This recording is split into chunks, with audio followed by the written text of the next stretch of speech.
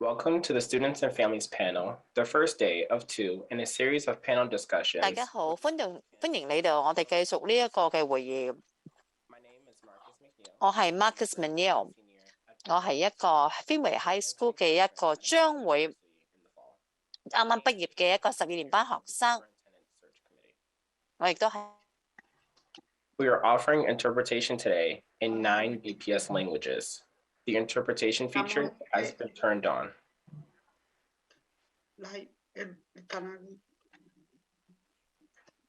Please note that everyone needs to join a channel, including English speakers.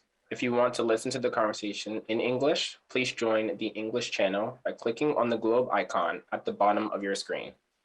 To support our ASL interpreters, please name yourself before speaking. Participants, please note that if you would like to have the ASL interpreter box larger, you can pin this panelist by clicking on the 3 buttons in the top right of that box and selecting Pin. Today's meeting is being recorded to serve as a resource for school committee members and to make available for those who cannot be here today. To preserve the integrity of this process, the candidate is using a BPS issued laptop and is not allowed to refer to their phone during the panel interview. The Superintendent Search Committee has been tasked by the school committee to conduct a thorough search. Beginning with 34 candidates, the search committee narrowed the pool to 8 candidates throughout May and June and conducted several rounds of interviews with the candidates. On Friday, June 16th, the search committee conducted its final deliberations and voted to select a group of finalists for the school committee's consideration. 2 candidates have since withdrawn from the process prior to the start of public interviews. The 2 final candidates are Mary Skipper, Superintendent of Somerville Public Schools, and Dr. Tommy Welch, Region 1 School Superintendent in Boston Public Schools. Today's panel is with Mary Skipper, and tomorrow's will be with Dr. Tommy Welch. Before we get to the agenda, I'd like to briefly introduce members of our panel of students and families who will interview Ms. Skipper. Participating this morning are Edith Bazell, Eleanor DeRoche, Mario Fils, Marilyn Fitzgerald, Tanya Nixon-Silberg, Suhei Scannell, and Reverend Chang M. Tan. Each panelist has prepared a question, and I will mix panelist questions with questions from the public. We've drawn from the suggested questions that many of you suggested at the public listening sessions and through the Superintendent Search Survey launched in March. We also invite you to submit your questions live using the Q&A function in Zoom at the bottom of your screen. We'll ask a limited number of live questions as time permits during our 90 minutes together. At this time, I invite Eleanor from our panelists to kick us off with the first panelist question.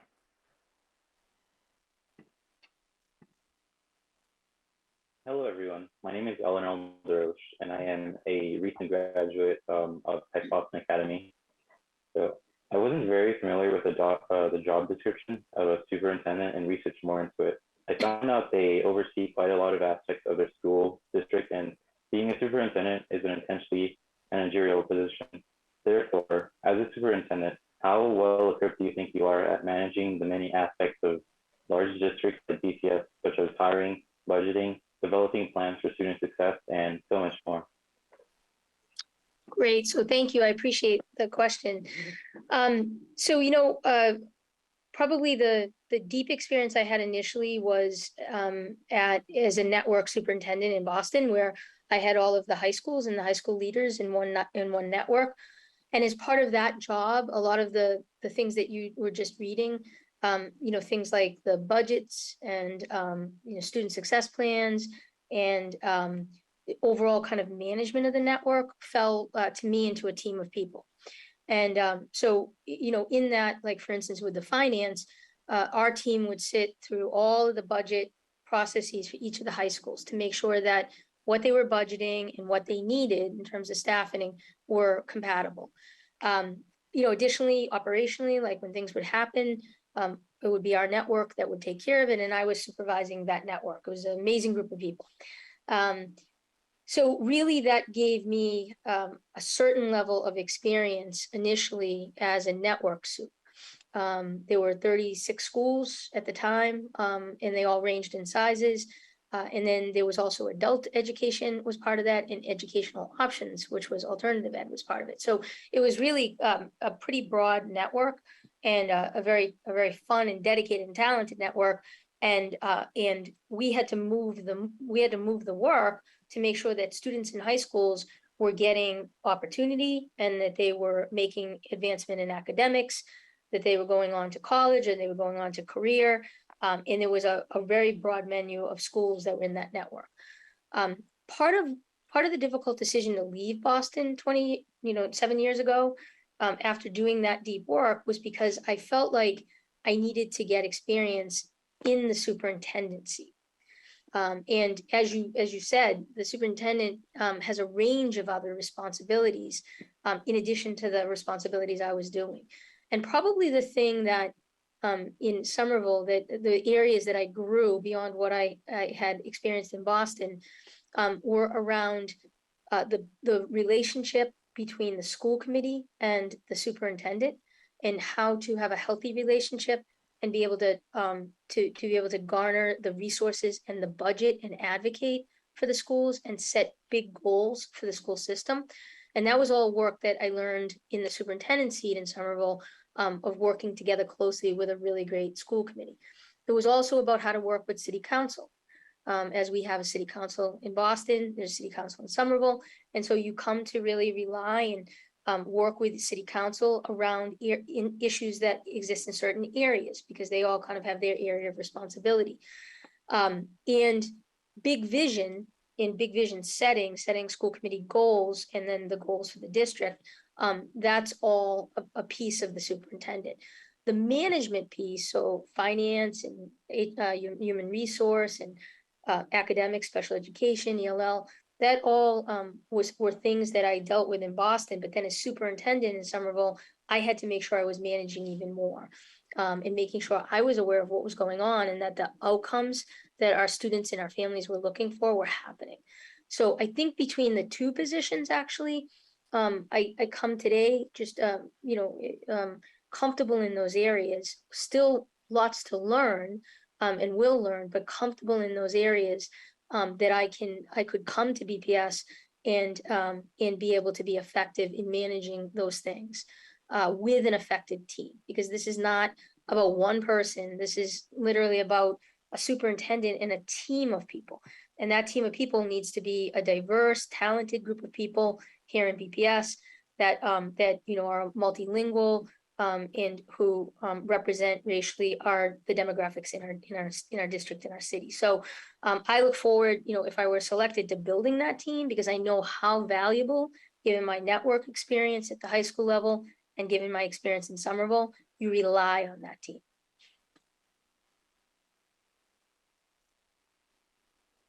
Thank you very much. Thank you. Amazing. Thank you for the question. So next up is Edith Bazell.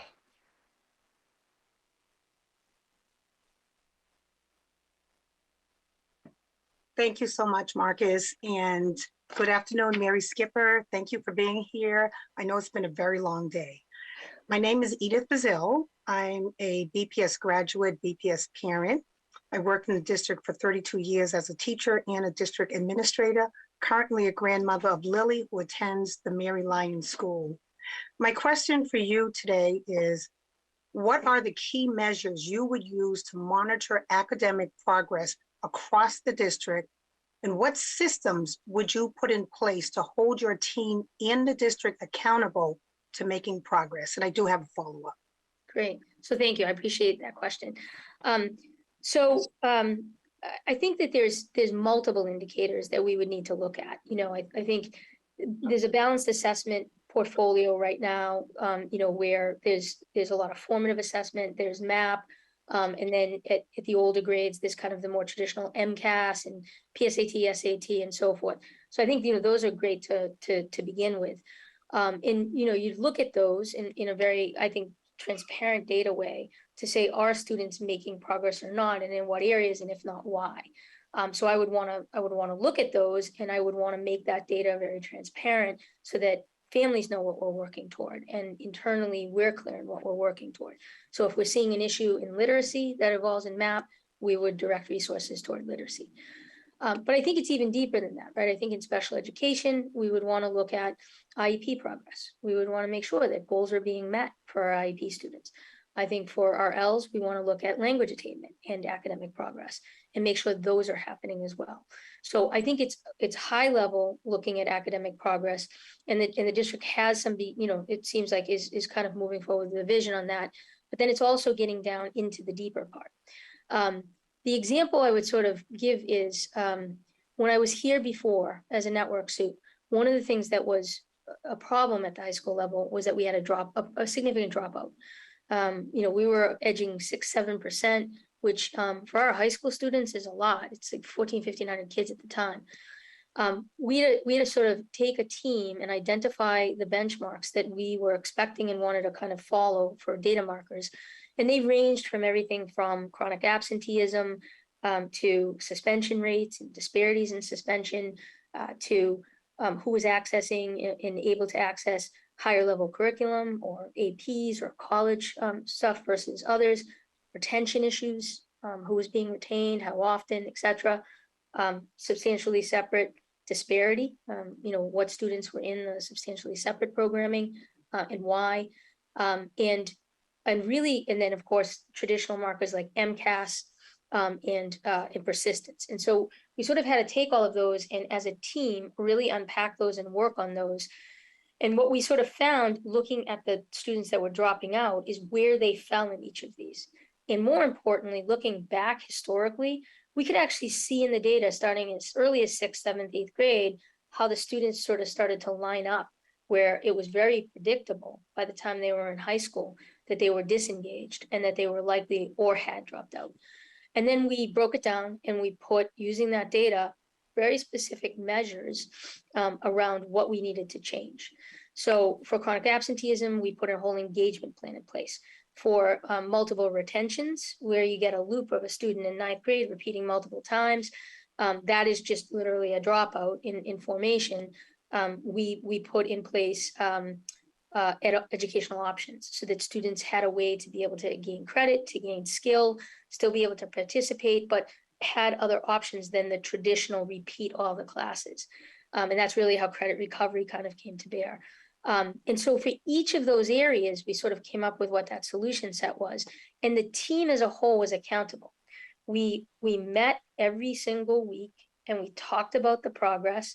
We talked about those indicators in progress with the school leaders so that everybody was focused on the same issue and they were focused on the same solution set. And where we didn't have a solution, the answer wasn't, well, we don't have a solution. There were students behind that. So our answer was we need to create a solution. And so that actually allowed us to be able to create some other options that existed for students who were really struggling, which could include like mental health. We also created some interesting partnerships on workforce development. And so we as a team were able to drive that dropout rate down. And one of the groups that in particular was our newcomer students who were coming in, trying to learn the language, being held to this rigid standard of 4 years, and in that process getting discouraged. And so what we did was to sort of work with adult ed to figure out how we might be able to continue the path. So if the student needed longer, they would have longer to be able to complete that process. So it was really in using that data and building out the systems and the structures with a team that we were able to drive down dropout, increase graduation rate, and by took care of that problem. So, very similarly, I would really be looking at what the particular issue is that the assessment kicks out, and then what's the solution set we need to be able to solve that for the students, depending on what pops. Thank you, Mary. I do have a follow-up, if that's okay, Marcus. So I'm glad that you mentioned ELs and students with disabilities. My follow-up is, would you provide a specific example of how this systems thinking would apply to Black and Latinx students who are gifted and talented, but are also ELs and students with disabilities who are not served well in the current system. So in other words, what systems would you put in place and how would you ensure that your team in the district is held accountable for their accelerated growth, Sure. despite the system that's not currently working for them? Sure. So I think a good example is for our Black and Latino students. I'll just use a small example in Somerville, but our Black and Latino students, some of whom are duly identified, or some of whom are newcomers. When we've done partner organization work, like with Calculus Project, which allows our students to accelerate and learn math at a quicker pace, we did that specifically with the idea that that our Black and Brown students were not accessing or able to access some of the advanced math at our high school level. So 6th, 7th, 8th grade, they weren't seeing themselves as mathematicians. They weren't getting access. We needed to change that. And so we brought in a partner like Calculus Project. We used some other partners like En route, which is specifically for our ELL students. And together we were sort of able to work with those partnerships so that our Black and Brown students actually made significant progress in skill gap. But most importantly, they also saw themselves as mathematicians. So they then were enrolling in the 9th and 10th and 11th grade at much higher rates, historically higher rates, for advanced math. And of course, we know that opens up all kinds of science opportunities, early college and college opportunities. And some of the students in En route, in fact, were our first students in Somerville to be able to go on in early college and be successful in an early college partnership, who began as newcomers. Thank you so much for that answer. You're welcome. Thank you. Amazing. Thank you. Next up, we're going to take a question from the public submitted anonymously through our superintendent search survey. The question is, what plans do you have to address mental health for students with special needs? Great.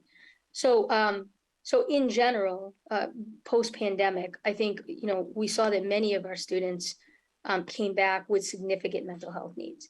I think for our special education students, where we saw it the most was in students who were not able to access through remote learning the way that some students were. And so there were definitely special education students for whom that was very difficult. They were not able to get the kind of service that they need. And so there was not that deep level of engagement, and that can leave a student discouraged, behind, unmotivated, depressed.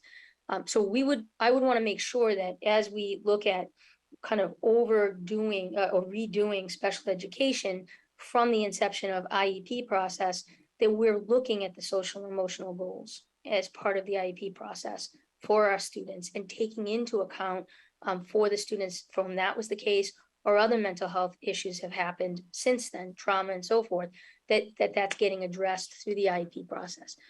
I also think it's about making sure we're training the broad general education class, of which special education students are a part. And so that really means supporting teachers, with direct services like counselors, school adjustment counselors, regular education adjustment counselors, but also providing frontline training for the teachers around how to recognize signs of trauma and respond to that, and dysregulation, how to be able, to de-escalate. What are strategies that if you see a student getting worked up, you can help that student come back down. The things that would benefit our students, but particularly for our special education students, that they would need to use in a different way. So I'd want to see that training more broadly as like a tier 1, and then really look at how to hone our tier 2 services and tier 3 services, which would be our adjustment counselors, social workers, special education adjustment counselors, specifically for our special education students who might be struggling with social and emotional. Amazing. Thank you for that. Next up, we're going to go to Tanya Nixon Silberg for her question.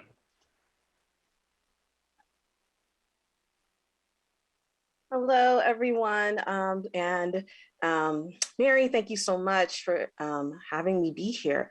My name is Tanya Nixon Silberg. I am a proud parent of a child attending the Mendel Elementary School.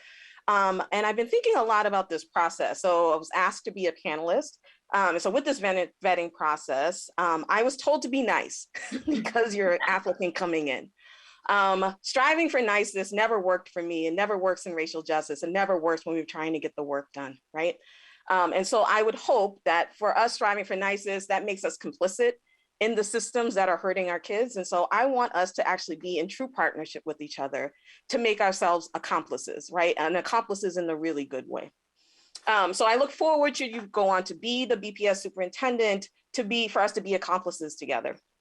My question is, as a Black woman who is involved with the schools, first as an alumna of BPS and now as a parent of a BPS student, I am utterly in awe of the leadership and fierce advocacy of Black women for our children.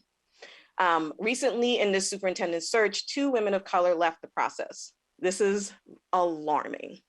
How will you be actively responsive to the parent leadership and advocacy of women of color, specifically Black women? And I'll say before you answer this question, I listened to a lot of the answers today, and you talk a lot about listening. What I'm looking for is some answers on action and what are the actionable steps that you can take, and thinking about other types of frameworks and skills that you can bring into this process. Sure. So thank you. So I appreciate it. And I do hope we get to be accomplices in the work. So I think, just first I'll say that as an applicant and a finalist, I too was alarmed and surprised to not see a more diverse panel. So I will just say that myself. I think I recognize that coming into this position in a district where 85% of the students are students of color and families of color, and that has really been true for me as a principal at Tech Boston, as a network soup when I was here in BPS, and as in Somerville. I am white, and I cannot relate to the experiences of our parents of color, and particularly a mother of color. I'm a mother, but I'm not a mother of a child of color. And so I won't ever pretend to know what I don't know. I will seek to understand as best I can.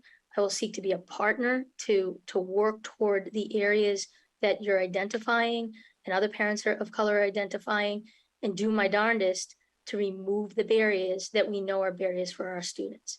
At Tech Boston, for the most part, all of my students were students of color, and they were my students. They were my kids. And in the same, when I was a network soup, I felt that same attachment to the broader network, and certainly in Somerville. And so any of the systems that are creating or marginalizing our students, creating barriers, of which there are many, those are the exact ones I'd like to have conversations about. Because until we dismantle them, we're not going to be able to educate all of our children in a true, equitable way. And so I think the DEI work for me is really foundational. I cannot do that work alone. I can't do any of the work alone. I need a team that's going to be diverse at all levels. And that includes race, language, experience. I need to build that around myself so that I can be the best superintendent possible, and more importantly, know what my blind spots are and what I don't know.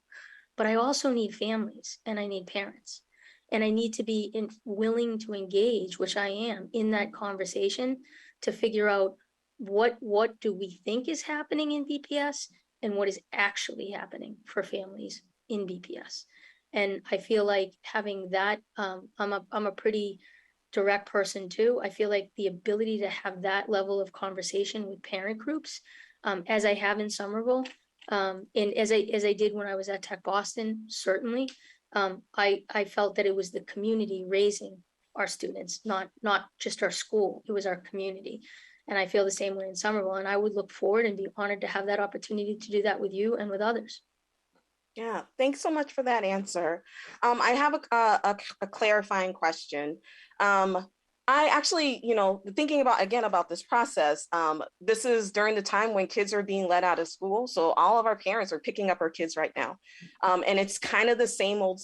And I want to just highlight that, So I want to bring in another question from a parent, another Black mom parent. She said, how did the new superintendent propose to include all parents in the decision-making of the education of their students and ensure the schools will be a welcoming environment, that there always be a seat at the table? So there's something that you said about your trying your darndest. And, you know, the idea of, like, you said something about the school raising the kids, right? So I want to hear some more around how are parents going to be centered in the decision-making process that actually affects their kids. Sure. And great follow-up and great question. So, you know, I think I haven't gotten into our family engagement process here, but I think, you know, authentic family engagement is having conversations. It's not just surveys.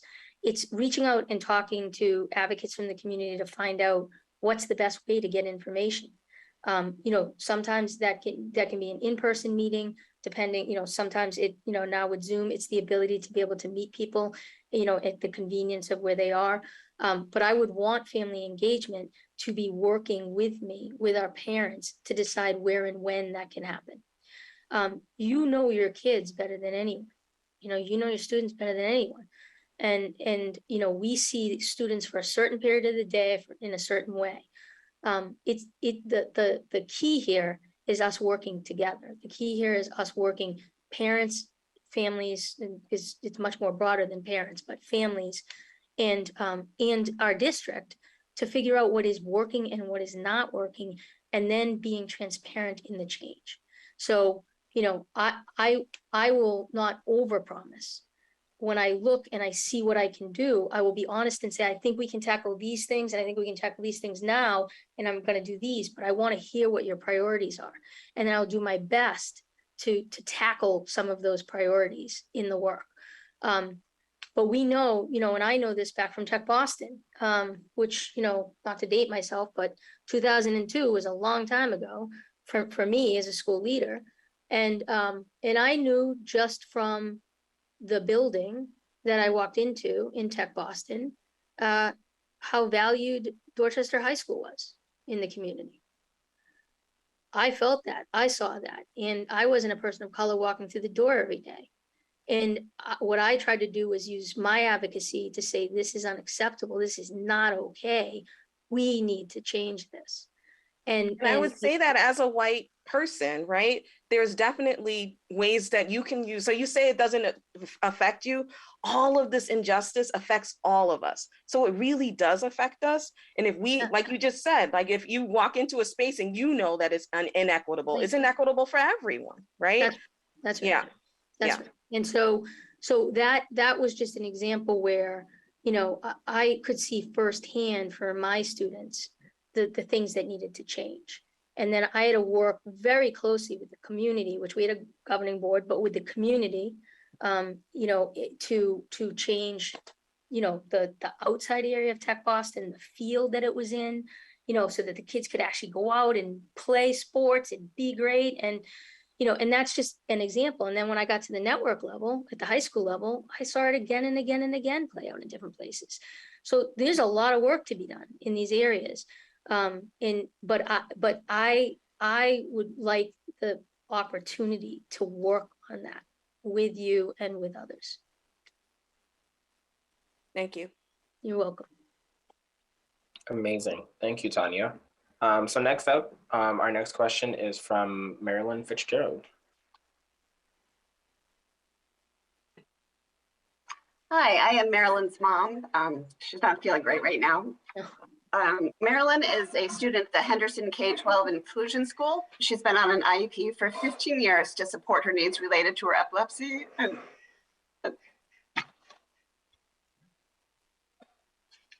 you got this. She has epilepsy and an intellectual disability. She's currently in the transition program at the Henderson School, which has been amazing. What will you do to make sure that her peers and Marilyn will continue to have their needs met as they prepare for independent living? Thank you, I appreciate that. So this was actually something that was missing significantly in Somerville. We did not have active transition planning in the way we needed to. And I've learned a lot from our special education director and program about how valuable and needed the transition and critical the transition program. A filha dela também, ela tem a especial educação, e pergunto para ela como ela é diretora do programa para essas crianças que têm atenção especial, como individual, é outro programa. Só, ela tá falando é que ela precisa saber. Workforce can be part of it, workforce development, travel can be part of it, and living arrangements, college where possible, and even early college. And so I would want to see our transition programs be as strong as possible to support our students as they approach 22 and as their approach moving on, or moving on before then, that they have the skills and they have the resources to draw on with their families to be successful in that next step. So that would be something that I would be looking at as part of the overall special education, knowing the value that and what it means to families and students. Thank you. Awesome. Thank you so much. Next up, we have Reverend Chang Im Tan.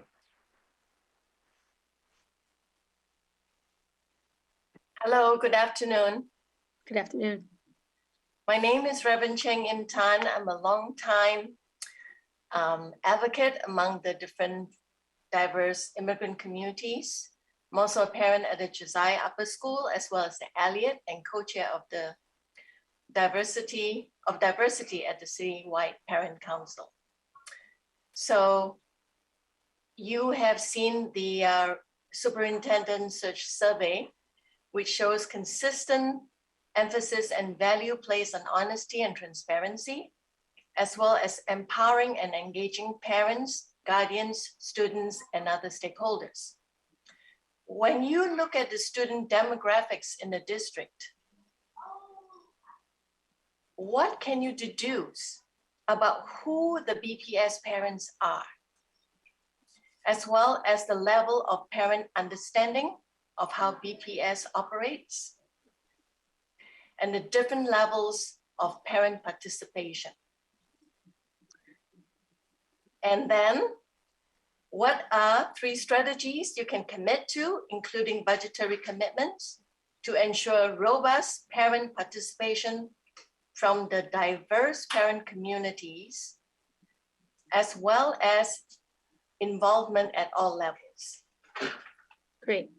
So what I was able to, thank you for the question. What I was able to see in the data was a few things. There was a much stronger response by white parents, and there was a clear delineation of priority between parents of color and white parents. Parents of color really were prioritizing the transparency and open communication, as well as academic programming, ensuring that their students are getting access and that their students are getting opportunity. That was not as important on the white parent side.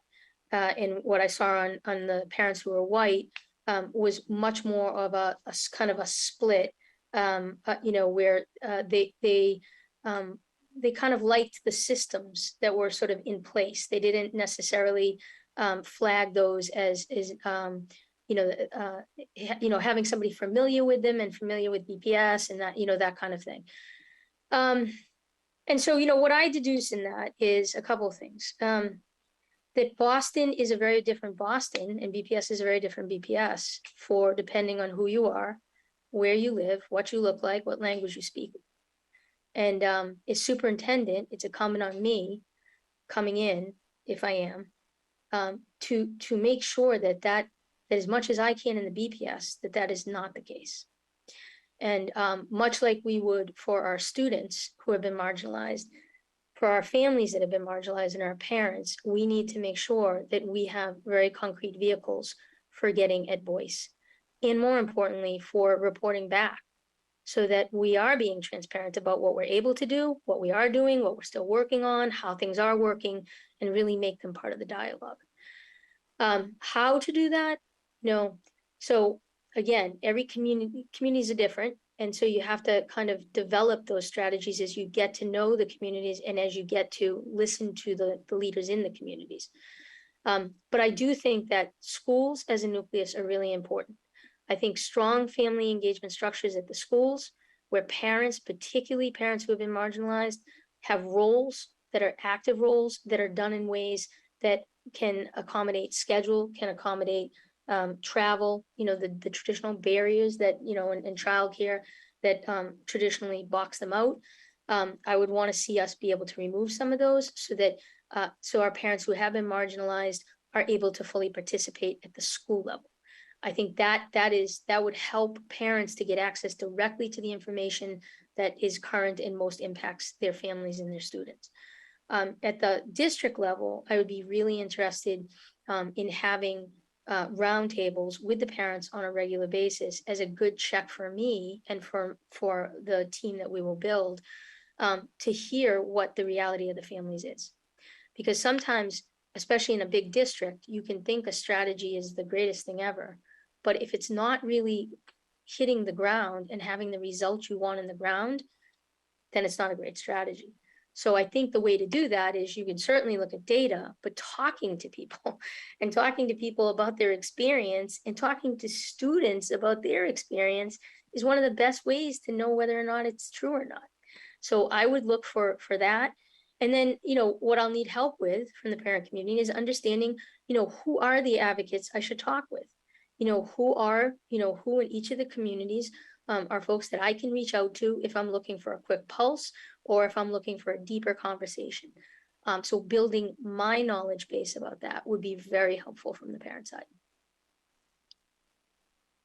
Do I have to, I have time for a follow-up.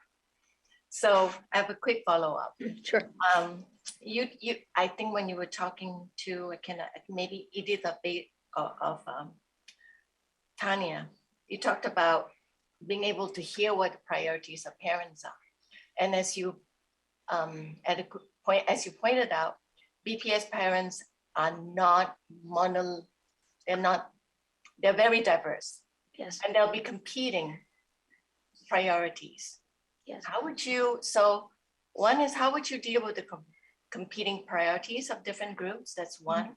The different understanding level, the different levels of understanding of how the system works for different groups of parents.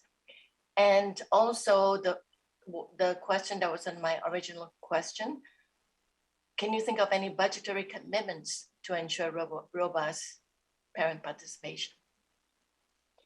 So, I think CPACs and LPACs and PACs in general that you can, provide childcare for, potentially, and again, this is a potential, but you look at kind of stipending as a way to be able to support it. Those are things we could explore and to look into. I think giving some of those groups the ability to, for instance, communication wise, providing interpretation, that could be something that we could work to be able to provide. That's something we've done in Somerville where, we have not to the extent of Boston in any means, but, we're very multilingual. And, what I most worry about is not just the majority languages. I worry about the parents who are coming in, that there's not a lot of those parents and that language, and how exactly do they get the information? Because, like here, there's 7 dominant languages, but there are others. So, I would want to work with the parents, and I do think some of this is contextual, right? It's what is a priority in one community for one group in one community might be different in another place. And I think the school has a real role in that. I think the school, because it is the place that everybody comes together, I think the school and the school leaders with supports can actually help to play a role in getting parent voice empowered and louder, as a mechanism. And that's what we've done, in Somerville of getting into what we did at Tech Boston was to get parents onto different kinds of committees, so that we could hear their voice in different ways and give option.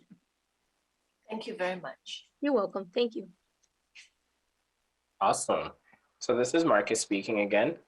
Thank you. Next up, we're going to take another question from the public survey.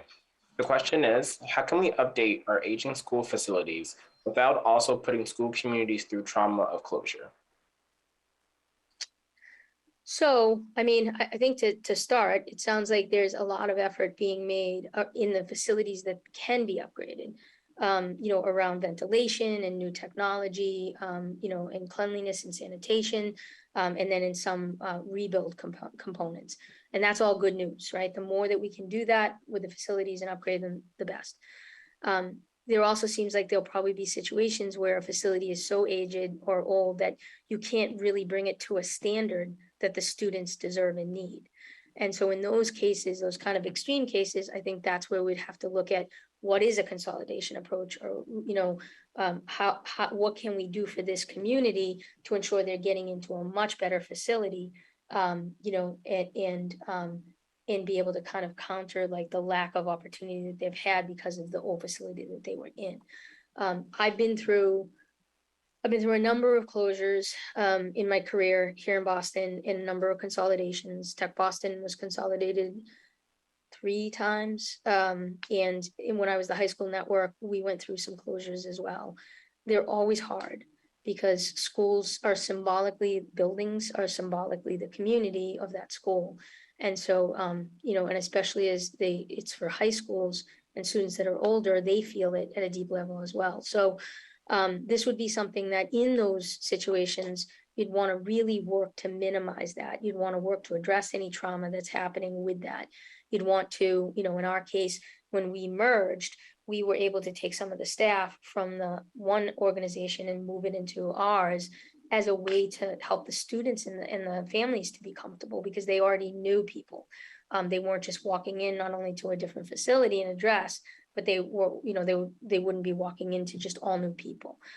So I think where we can do those kinds of strategies, that will help. But I think with the Green New Deal, I think, really looking at how do we stop from continuing to kind of kick things down the road and really start to assessing the buildings and addressing them and determining what can be done in a healthy way so that students are comfortable and proud and safe and healthy walking through the door.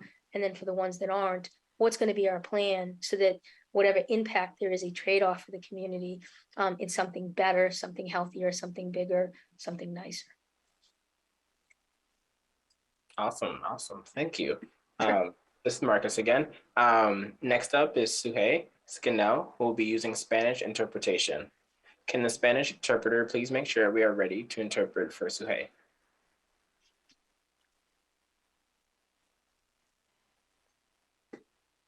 Buenas tardes. Hola, mi nombre es Suhey Scannell. Soy madre de 3 niños. Hi, my name is Soheya Escanel. I am the mother of 3 kids. My daughter is finalizing the 3rd grade. Thank you very much for making me a member of this panel. And welcome, Miss Mary. My first question is, do you speak more than one language?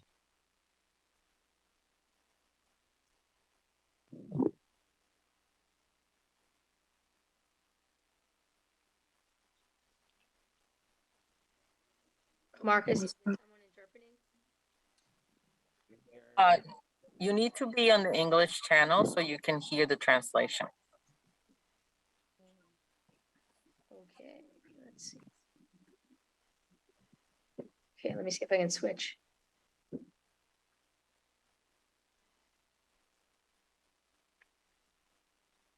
I'm on the English channel.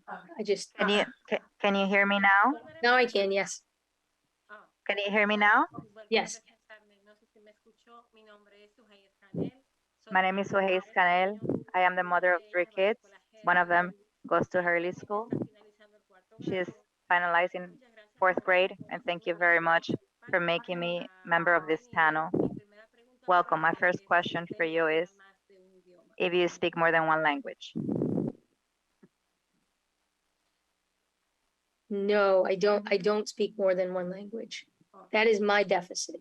Nice, okay, gracias. Bueno, Boston es una ciudad multicultural. Boston is a multicultural city, multiracial, multilingual. Due to this, it is very important that the superintendency of the public schools are led by a leader who has as one of their priorities the English learners. I am an English learner mother. I feel that this is one of the most important issues to be treated by the new administration as a good communication will cause a good communication between everyone. My next question is the following.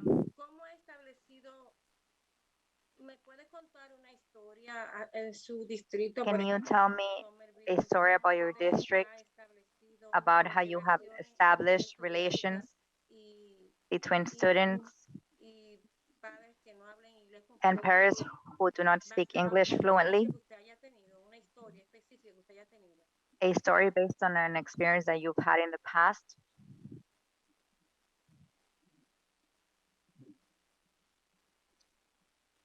Sure. Is it okay? Okay. So, do I need to switch back over or is this fine? Can everyone hear me? Oh, you can remain in the English channel. I can, okay. So thank you for that question. So in Somerville, more than half of the families, English is not the first language. And most of my career, that has been the case of where I've worked. And I do see that as a deficit for myself. What it has meant is that I have to really rely on having very strong family engagement, very strong interpretation and translation in the district so that I am able to communicate with our families. And so that in Somerville, that has been a building up in many ways where we now have a whole group of translators and interpreters. We now actually, school committee is interpreted. That had never been the case. So we very much tried at every level of the organization to make what we're doing transparent and able to be understood by our majority languages, which there are 4 in Somerville. And so I would be very conscious of that here in Boston. I know here in Boston, we already have a good infrastructure, but using it and making sure that we're using it at the times that critical information is going out so that parents are part of process and parents feel included would be very important. We've also made a number of changes. So our family engagement, we now have full-time family engagement in each of the schools, and that priority has been for bilingual staff. Many of our job descriptions, we have moved from being bilingual preferred to bilingual mandated or needed. And what this has done for our community, our multilingual community, is that it's opened up in a way that didn't exist before. People's ability to participate, family and parents' ability to participate. And that extends to all operations. So for instance, if we're registering for out of school time, that used to be a barrier for our parents who didn't speak English because it was done in English and it was done on the computer. We worked closely with Padres Latinos, which is one of our organizations in Somerville, and through their recommendation and suggestion and help and work through, we've been able to open up the registration process for all of our out of school time activities in a way that in person parents can come, they have interpretation if they need it, or if they're looking to do it remote, we can help walk them through that as a way to ensure that our ELL students at all levels are included. So that would be very much a heart of my work here, of making sure that I'm looking at what we have, looking at, obviously for our team here as we build it out, for proficiency in language, in multiple languages will be critical as part of the diversity of our team. I will also, as I said in the past couple of responses, I will also need to rely and to work with our various communities of language to hear what they need more of and to hear how I can support and be accessible to them. So I would see us working in partnership on that to do that. But again, in Somerville, I have been able to do that. It is a smaller community. It's not Boston that it has all different levels of community, but it was the same issue of barrier for our families. And again, with that, with SFLC, with our interpretation and translation offices, our multilingual offices, in an investment on the city side, that is made much more possible for our families who speak a language other than English as first. Oh, muchas gracias. Añadiendo a la pregunta y la respuesta que usted me ha Thank you very dado. much. I have a follow-up to your answer. Sure. En la alfabetización en su idioma natal es uno de los puntos que tenemos mayormente ahora mismo, específicamente con los niños de que llevan plan de educación individualizada, o sea, un IP. Y quería saber si usted también tenía conocimiento de esa, de la alfabetización en el idioma natal del estudiante. Gracias.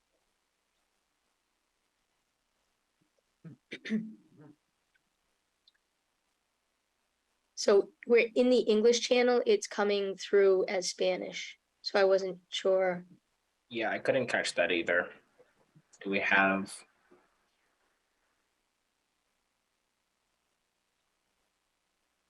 Can the Spanish interpreter please switch and translate? Oh, sí, por supuesto, gracias.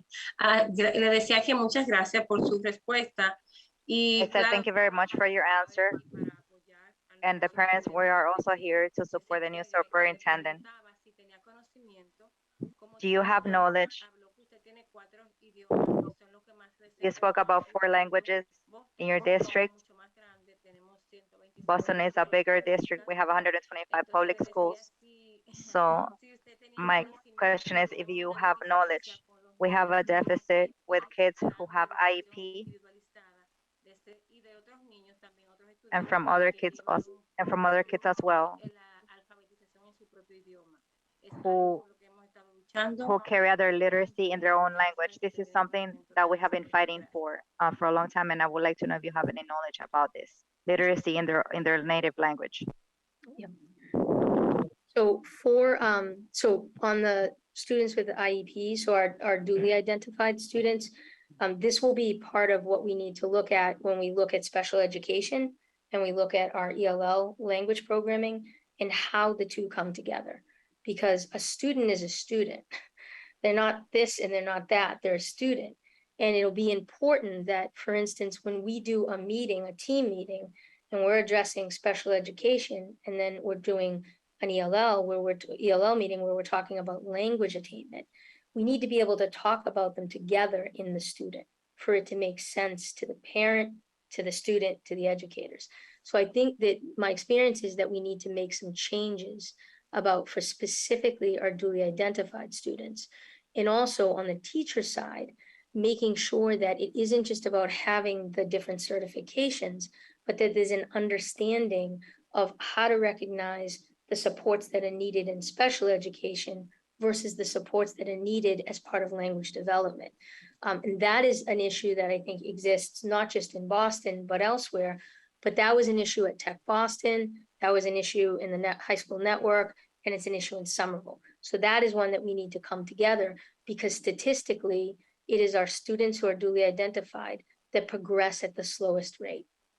And that tells us that something's not working for them. So therefore, we have to go back and we have to take a look at that.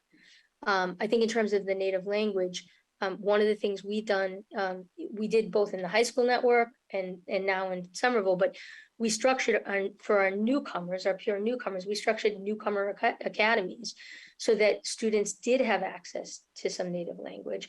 Obviously, with all the languages, that becomes very hard, but we try to do the best we can with it. But additionally, we want to make sure that for our ELL students, that their sheltered English immersion content, that what's happening there, that it's happening with rigor. So learning English is one thing, but getting access to grade level curriculum and grade level standards is critical so that they can keep making progress as they're learning English.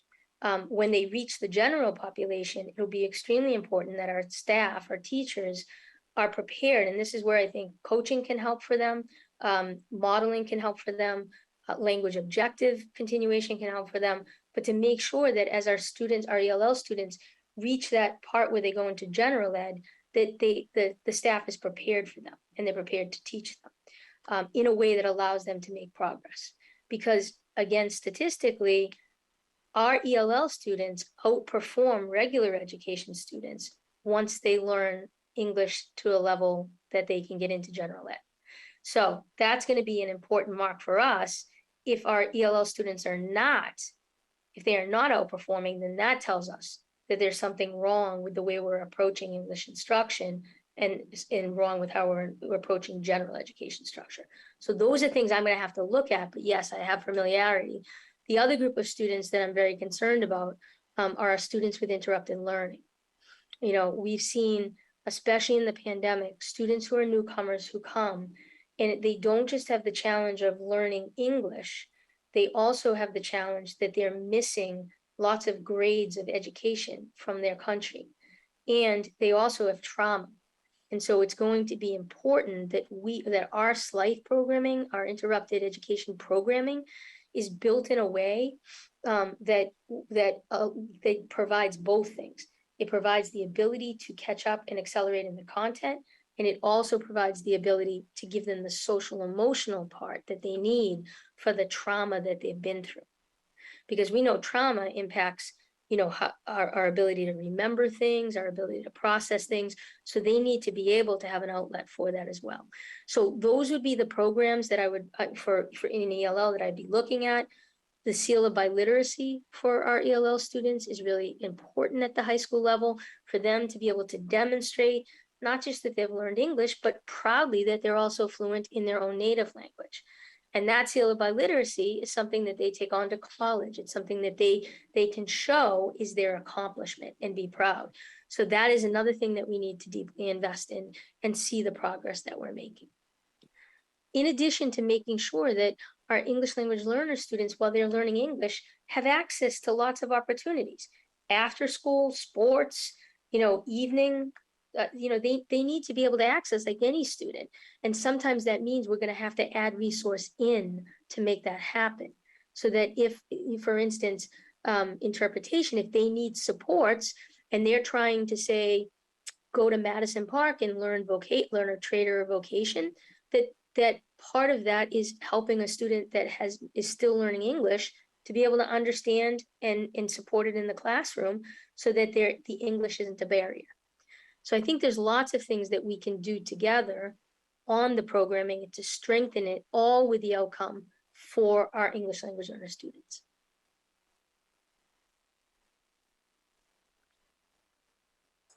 Muchas gracias. Thank you very much. Awesome. Thank you so much. So next up is Mario Fils. Hi, my name is Mario Fils, and I attend New Mission High School. My question for you today is, what motivated you to become a superintendent or want to become a superintendent? So I was really happy as a teacher, and then I was really happy as a principal. Probably my happiest was as a principal. Because I could see direct impact on students, like right there, right with me.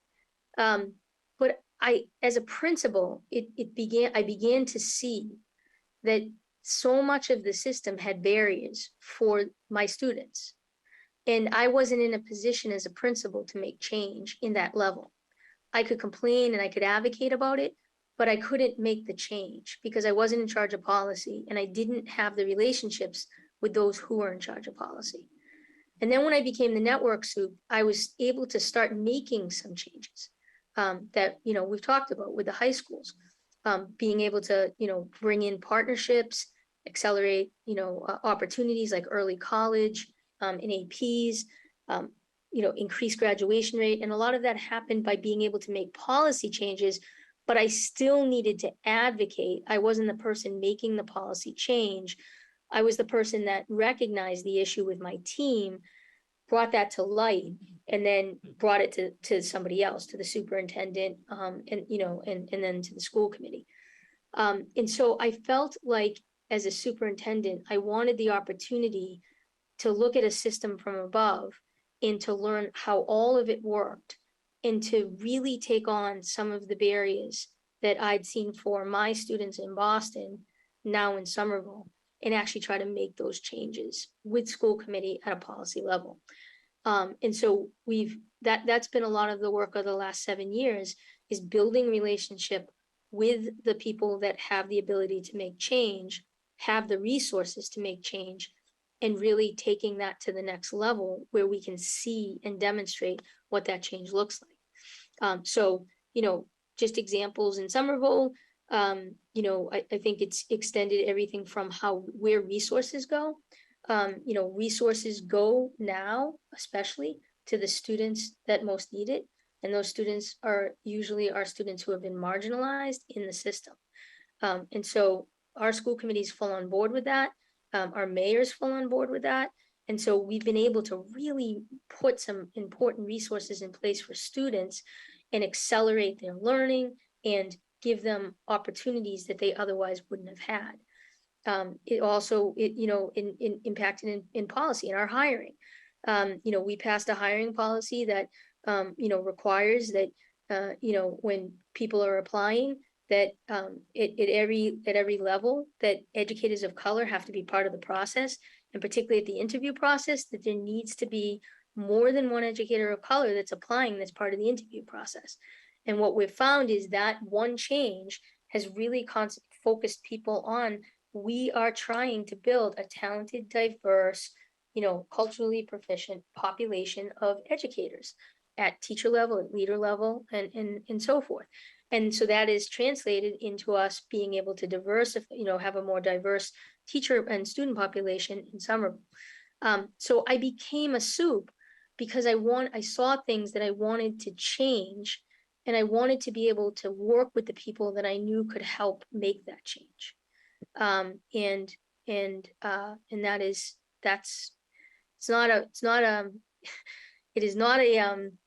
It's not an easy job, in the sense that, to the question that happened earlier, you get a lot of different things at you. But you have to have kind of in your mind, you have to have what is the most important. And in my experience, students are the most important. They're the ones that we do what we do for, with families. And everything else is about organizing around that goal. Small goals and big goals.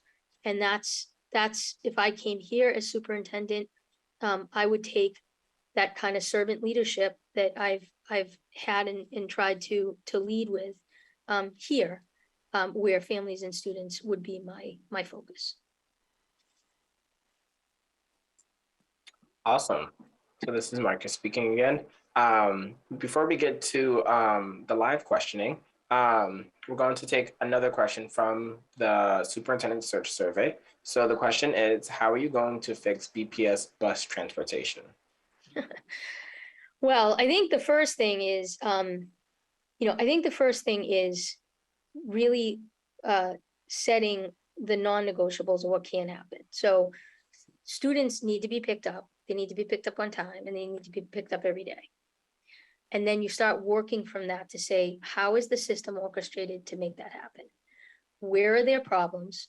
It may be, it definitely sounds like this is all moving in a much more positive direction relative to summer school. But, this may be getting the outside folks who have run big bus transportation to look at it, and to answer questions or to give information. It may be adding some additional resources, but I think it has to start with the expectation that students can't learn if they're not in school. The bus needs to come, it needs to come on time, and it needs to pick our students up and bring them back safely. And building a project plan back from that is going to be the key. So data needs to be important. I think a dashboard of what's running late or what's not running is going to be important, to look at the data on an instant real-time basis, and being responsive to families when something does happen, where something that we were anticipating wasn't, that we know that right away, we problem solve it right away, and we let the family know that that's not going to happen again. Awesome. Thank you so much. We have been collecting questions live throughout this panel using the Q&A function in Zoom.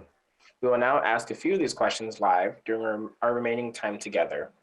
The first question is, Boston is a city with a large wealth gap between neighborhoods. Some school communities raise six-figure sums every year to supplement their budgets, while others lack the wealth to do the same. BPS uses a quote-unquote opportunity index to provide more resources to schools with a higher number of students in poverty. How can BPS ensure that private dollars don't exacerbate inequality across the district? So this has kind of been a longstanding issue. You have some schools that, fundraise a lot, or some schools that have a longstanding partnership.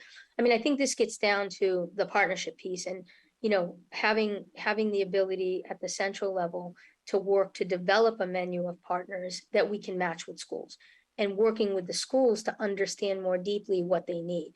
The best partnerships that I'm aware of, in my experience, are longstanding, right? They're longstanding, sustained commitments. And they're also, it's also really important that both the school advocates and says what it needs and what it doesn't need, what it can and what it can't do, and that the partner does the same thing. Otherwise, you end up with short-term partnerships, which aren't helpful, they destabilize, or you end up with a mismatch of what the partner thought was going to happen or what was needed, and the school gets something different. So I would really want to look at some partner auditing to see with the schools, let's start with them, who has what partners, what are they doing, what's the additional resource that's being added, who does not have any. And then very similarly, as we start to build out our partner base and partner office in recruitment, we would then try to match this for the schools that don't have those partnerships with the partners that are out there that are interested. I mean, this is Boston, and Boston has a tremendous amount of nonprofit.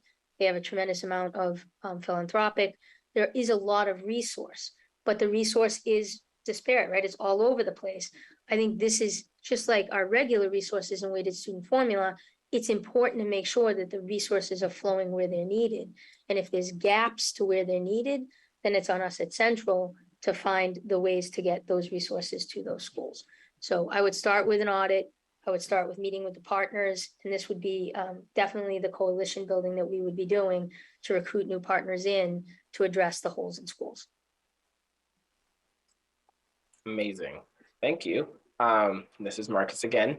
The next question is, can you talk about how you have successfully supported students who have dropped out or have been pushed out of high school and re-engage them in school to help them graduate? Yeah, so this was definitely a big push in the high school network in Boston, and it was also a push in Somerville. So when a student drops out, they don't usually drop out on this day I dropped out. You see it sort of happening over time. Sometimes it's sporadic, sometimes it's extreme, but once they go, it's very difficult to re-engage, because usually they'll start to work, they'll do things. So in the high school network, we had a re-engagement office, and we use that re-engagement office in partnership, and they were re-engagement specialists. They would reach out to students that had dropped out. They would check in with them. Where are you? What's happening? What do you need things? Are you interested from an educational option side? You might not want to come back to the school that you dropped out from, but are you still interested in getting a GED? Are you interested in getting a high school diploma? Are you interested in doing a dual enrollment? So you really try to create a menu of options for the students who have already dropped out to get them back. I think, additionally, like youth workers are really good at this. They'll go into the community, they'll talk to students, and a lot of times the students will be forthcoming, they're not in school, and whatever happened and it led them off.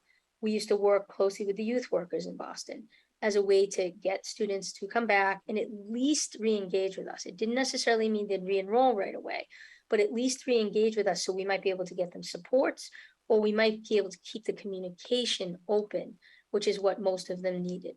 And we had very good success at re-engaging. And that also helped to ensure that the dropout, that the dropout rate actually continued to go down, because the re-engagement, we re-engage over the summer. That's a big time, when you see students at the end of the year, kind of, when they move off, you have sort of that year window. It's not even a full year, but it's shorter than that. But that's the prime time to go back to a student before they get locked into work, into a job, or move, and you lose contact. So I would want to see us looking at re-engagement specialists, working in partnership with the high schools, so that the minute that we know that student is leaving, that student's dropped out, we're able to engage them and figure out a solution. Amazing. Thank you again. So the next question is, BPS is moving towards expanding inclusion options and minimizing the use of substantially separate classrooms.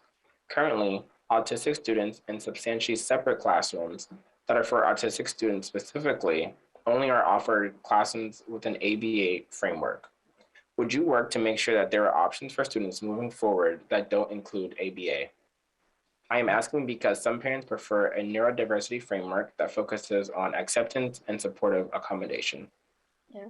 So this is a great question. So in Somerville, in general, our autistic population is the fastest growing of all of our special education programs. We have our autism programming that's clustered in a couple of different places. But the goal is always to have some portion of inclusion wherever possible. And that has been tremendous for our parents, particularly parents who might have, for instance, gone out of district, or for whom the student would have been all day long insubstantially separate. So, with least restrictive, the goal is really to try to figure out where and how can that student be effectively integrated.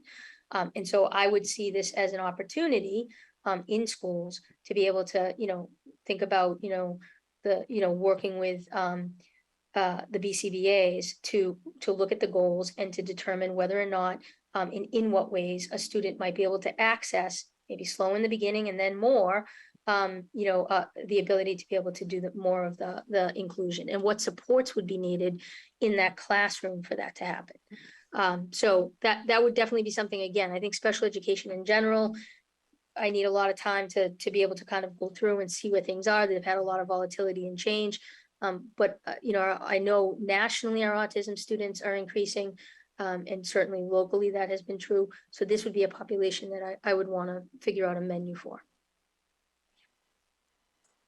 Amazing. This is Marcus again. The next question is, based on enrollment data and the state of many BPS buildings, there's an excess of space in the district that we are paying to maintain. This takes away from investments BPS could be making in other important areas. What is your point of view on school closures? So we had a question a little bit earlier that was very similar. So I think, buildings will need to be evaluated, not just from an enrollment standpoint, but also from a condition standpoint. And so there's a certain level of decisions that have to be made about what buildings can actually be rehabbed in a way that they're safe and healthy and suitable for students in their education. Additionally, you have these issues of fluctuation of enrollment. And I think the pandemic really has exacerbated this. And I think we need like a year of coming down off of that to see what happens. Like I know the enrollment trends right now in Somerville and some of the districts around are actually starting to go back up again. More people are coming back, more people are enrolling. They might have left the city for periods of time and now they're coming back. So I do think we have to sort of watch that enrollment and see what's happening. Consolidation is a possibility. Closure, I think would, and again, this is, I'm caveating all this with like, I would have to dig into this, but just my initial thought is, closure would need to be some combination of issues around enrollment, but also more importantly, the condition of the building. I think consolidations have been one of the, and the one transition has been more the strategy that's being adopted. And that's, difficult, but a bit easier than the outright closure. Again, when you do a merger, you do a consolidation, you have to do it well. You have to make sure that both schools and both school communities, know why they're coming together. You have to give them the space to be able to build that culture together and the resources to do that. If there's one school that's coming into another or more into another, then you have to make sure there's some overlap of staff so that students feel that relationship and see people, the adults that, they're comfortable with. So I think that there's lots of work that has to be done in that kind of case. But I mean, maintaining lots of low enrollment in buildings that really can't be brought to a certain level of suitability couldn't be a long-term strategy. But again, this has to be done really carefully and strategically because buildings become very symbolic to the community of their school. It's their school community. And closure is tough, particularly when you get to high school level students who they can articulate and they will tell you, this is, I know somebody else doesn't like this school, but this is my school. This is where I spend my time. This is where I want to be.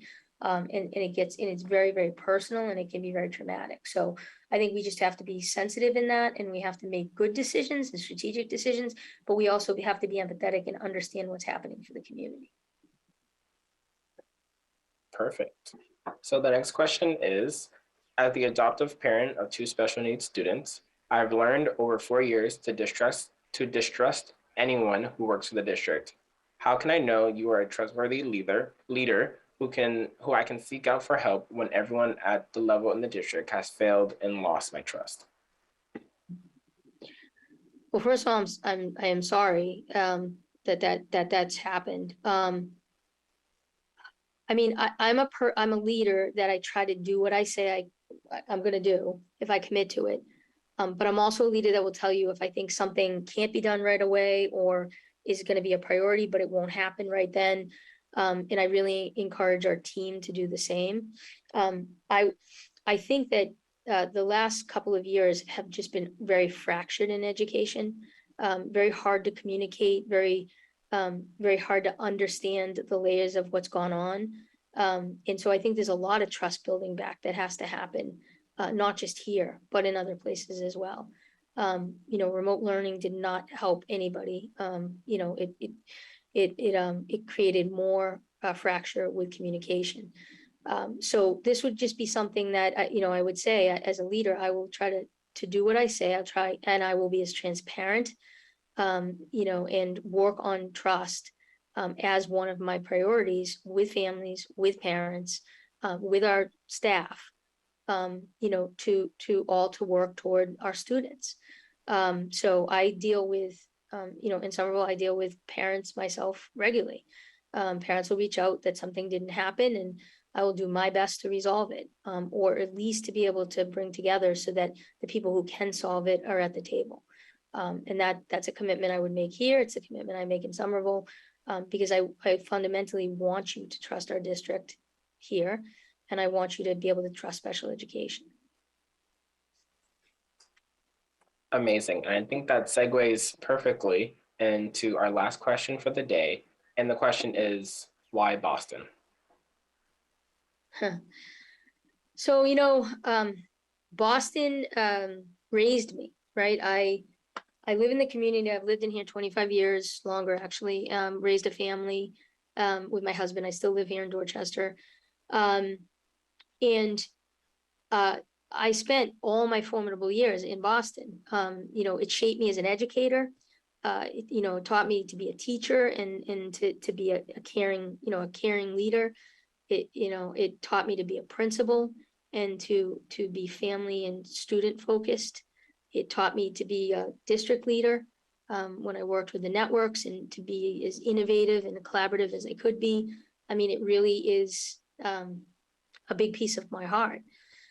I went to Somerville, and Somerville is a place I grew up. I grew up in the Arlington, Somerville area. I went to school, I went to college over there, worked my jobs over there. Going back to Somerville was, and it still is, very much like going home, like the home you go to where you kind of grow up.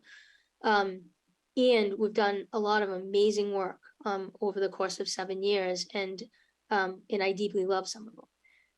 Coming back to Boston at this point is an opportunity to come home in a different way. It's to come home in my educational career, to be able to apply everything I've learned, everything I've experienced, for a community that in communities that I've served and loved over decades. And so I guess, and I guess I would also say that I believe, that Boston is a place where anything can happen. And I believe BPS should be a place that anything can happen for our kids and our families. And if it's not happening, then for me, I want to try to help that. And that's pretty much why. Awesome. So we actually have about 9 minutes left. I'm going to squeeze in one last question. Sure. So I would love for you to talk about an experience with a student that was meaningful to you. Sure. I have so many. I mean, I can tell you today, I'll give you today. I was coming out of one of the schools where I began the day, and they were talking about this incredible social worker, and they didn't say the person's name. They were just talking about all the social worker meant to the school and everything. And I walked out, and the student looked at me and said, "Skip." And this was one of my students that I had at Tech Boston. I think it was, if I recall correctly, class of 2007, 2008, who is now a social worker in the Boston Public Schools and doing amazing work with our students.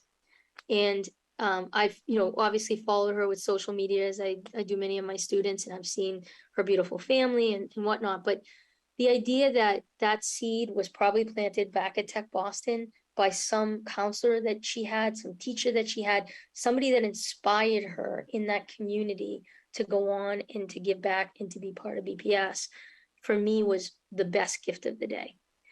If nothing else good had happened, that happened. And I find that regularly, students are very intertwined to me.